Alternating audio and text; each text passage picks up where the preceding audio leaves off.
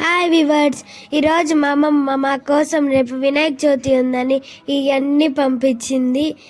ఏమో పాలు 2 బాటిల్ పంపించింది. ఈ రేపు వినాయక చవితి కాబట్టి మా కోసం ఎలక్కాయలు పంపించింది మా అమ్మమ్మ. మాకైతే చాలా ఇష్టం ఈ ఎలక్కాయలంటే. నాకైతే ఉప్పు వేసుకొని తింటాను. దీంట్లో పచ్చి మైనాటి కూడా ఉన్నాయి. ఏమో ములక్కాయలు, నేనైతే చెట్టుకాయలు అంటాను. ఇవి అయితే నాకు చాలా ఇష్టము. మాకు ఇప్పుడు ఈ 3 డబ్బాల్లో ఏముండో చూద్దాము.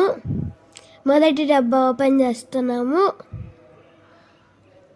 దీంట్లో మామిడికాయ తురుము ఉందే. నాకైతే మామిడికాయ తురుము చాలా ఇష్టం. దీంతో పులుసు అన్నము, పులిహోర చాలా వేసుకోవచ్చు. దీనికోసం మా అమ్మమ్మ తురుము పంపించింది మాకు. ఇంకా 2వ డబ్బాలో ఏముందో చూద్దామా.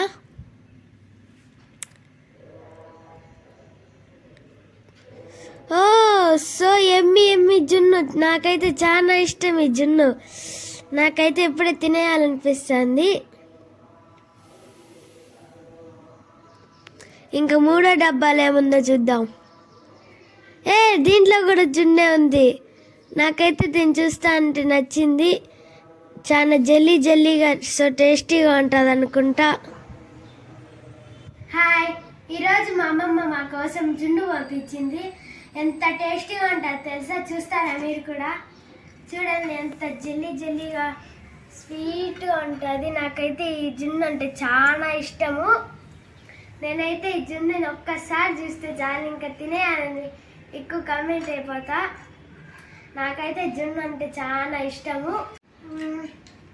నాకైతే చాలా బాగుంది. నాకైతే చాలా నచ్చింది. నోట్లో పెట్టుకోగానే కరిగిపోతుంది.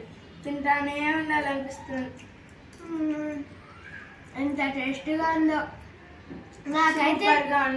నాకైతే తింటానే ఉండాలనిపిస్తుంది.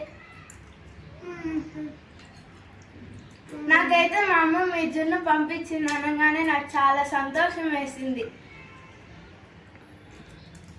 ఇదైతే చాలా టేస్ట్గా ఉంది.